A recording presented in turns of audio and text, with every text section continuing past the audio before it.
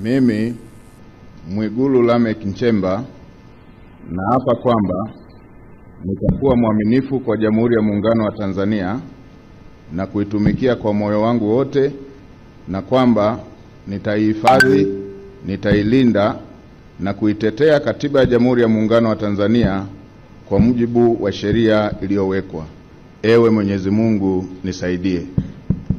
Mimi Mwigulu Lameck Nchemba naapa kwamba nitaitumikia vema na kwa moyo thabiti Jamhuri ya Muungano wa Tanzania katika kazi zangu za waziri mkuu, na kwa wakati wote nitamshauri kwa hekima na uaminifu Rais wa Jamhuri ya Muungano wa Tanzania, na kwa vyovyote vile sitatoa siri za baraza la mawaziri. Ewe Mwenyezi Mungu nisaidie.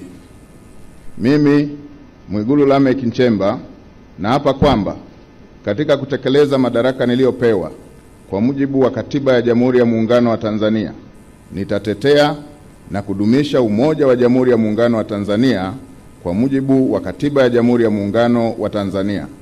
Ewe Mwenyezi Mungu nisaidie.